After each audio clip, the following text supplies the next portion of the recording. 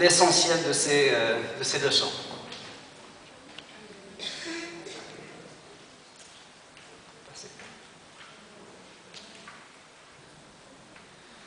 Alors, tout projet commence par un rêve.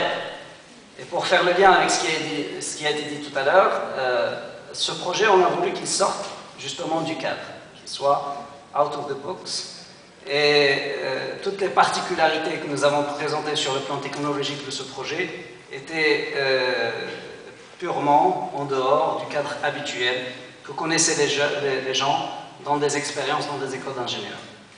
Alors, ce rêve a commencé quand on a rencontré des expériences un peu partout, en France, en Allemagne, on a vu des écoles d'ingénieurs qui fabriquaient des voitures. Et donc, on a rêvé, justement, de jeunes Marocains qui vont créer une voiture avec les mêmes performances, avec le même design, un design séduisant, un design inhabituel, et qui également permettrait de montrer qu'il y a des qualités, qu'il y a des compétences, qu'il y a des techniques qui peuvent être faites par des jeunes Marocains. Alors le rêve s'est transformé en réalité et c'est un projet qui a connu un succès que nous-mêmes qui avons fait le projet, on ne s'y attendait pas. Plus d'une dizaine de médias ont écrit sur le projet, sur la voiture. Je vais appeler dorénavant Seyad Al-Ajiba. Et il y a eu même des passages dans des radios et à la télé qui ont voulu valoriser cette expérience de ces jeunes. Ce que je voudrais partager, ce n'est pas justement l'histoire, mais c'est au-delà de l'histoire. Des concepts que nous avons vus naître et personnellement que j'ai découvert avec cette histoire. Et je commence ça par un mot, je ne sais pas s'il y a des gens dans la salle qui ont déjà entendu parler du mot sérendipité. C'est un mot difficile à prononcer. Est-ce qu'il y a des gens qui ont connu ce mot quelque part? Oui, je vois deux personnes. Ceux qui ne connaissent pas le mot, ils ne s'inquiètent pas parce que même le dictionnaire de Microsoft ne connaît pas le mot encore. Il est toujours souligné en rouge dans le logiciel. Et je vais commencer par la légende de la sérendipité avant de dire comment cette sérendipité, nous l'avons aussi rencontrée dans ce projet. La légende racontait l'histoire de deux grenouilles qui sont tombées dans un seau de lait et la première a cru qu'elle n'avait aucune chance, donc il battait un peu et puis après il s'est laissé couler et mourir dans le seau. Et la deuxième, elle a choisi de continuer à battre de ses quatre pattes et après quelques minutes, voire même des heures, elle a découvert que le lait se transformait en beurre. Et donc elle est montée sur le beurre et puis elle a sauté dehors du seau et elle a pu survivre par une découverte accidentelle. Elle ne savait pas qu'en battant le lait, on pourrait faire du beurre. Donc elle a découvert ça accidentellement, ce qui lui a permis de faire autre chose que, bien sûr, de consommer le beurre. Beaucoup de choses, ça c'est la légende, mais dans la réalité, beaucoup de choses ont été inventées par sérendipité. Par exemple, le Viagra. Le Viagra n'était pas inventé pour guérir ce que vous connaissez actuellement. Il a été inventé au début pour guérir une infection dans l'appareil respiratoire. Et quand on l'a distribué à des patients, on a remarqué qu'elle avait des effets indésirables entre guillemets. Et donc on a retiré la notice et on a changé l'utilité du médicament, on l'a vendu pour une autre utilité. Et l'entreprise, le laboratoire qui a inventé le Viagra, elle a gagné beaucoup d'argent par sérendipité. Donc il a rencontré un succès énorme de manière purement accidentelle. Et les exemples dans le terrain sont très nombreux. La tarte Tintin, les rayons X, les post-it, tout ça c'est des produits qui ont été inventés par sérendipité. Alors, nous, qu'est-ce qu'on a découvert par sérendipité? On a certes voulu inventer une voiture, nous avons découvert autre chose. Alors, la première chose qu'on a découvert, c'est que le succès dans un projet, il doit absolument être un succès dès la naissance. Ça veut dire quoi? Il faut essayer d'avoir une naissance entreprenante. Une naissance entreprenante, c'est une naissance qui se caractérise, et c'est ce que nous avons fait sans le vouloir, sans le penser. nous sommes restés accrochés au rêve, parce que pendant 18 mois, on rencontre des difficultés, on rencontre des problèmes, mais on n'a jamais lâché, on est resté accrochés au rêve, mais sans rester des rêveurs. On ne se limitait pas au rêve seulement. On a continué à faire preuve de beaucoup de pragmatisme, beaucoup d'efficacité, beaucoup de réalisme. On changeait des choses par pur pragmatisme, qui étaient idéalement dans le rêve, mais on les a changés pour rester réalistes et pour arriver réellement à atteindre les objectifs de ce projet.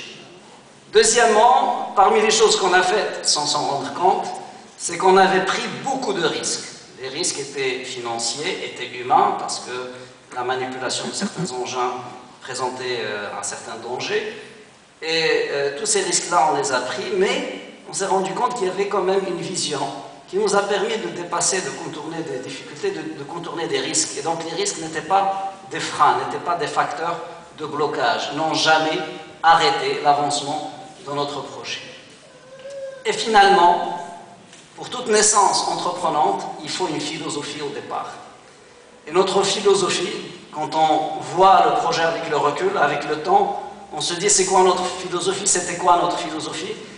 Eh bien, les étudiants qui ont travaillé sur le projet, ils avaient partagé une seule philosophie, c'était le contraire de ce qu'on leur dit toujours.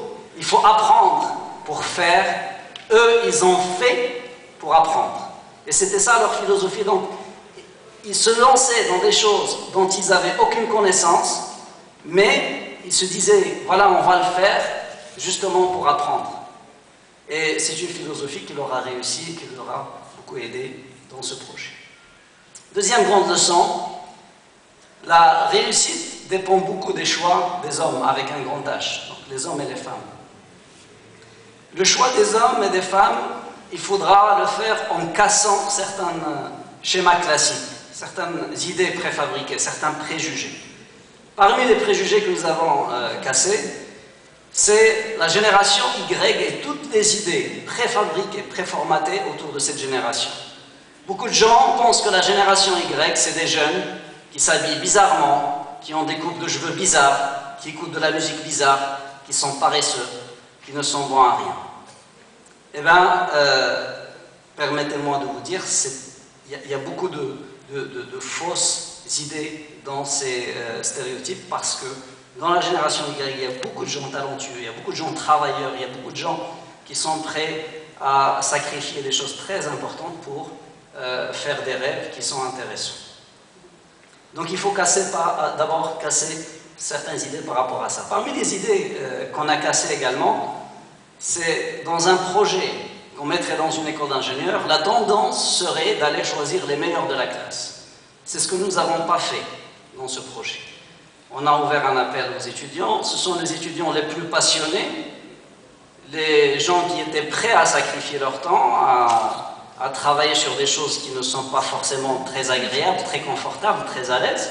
C'est eux qui ont choisi de faire le projet. Et pour vous donner une idée, ils étaient 25 au départ, et seuls 5 étudiants ont fini le projet après 18 mois. C'est-à-dire pendant des mois et des mois, il n'y avait que 5 personnes qui travaillaient sur le projet.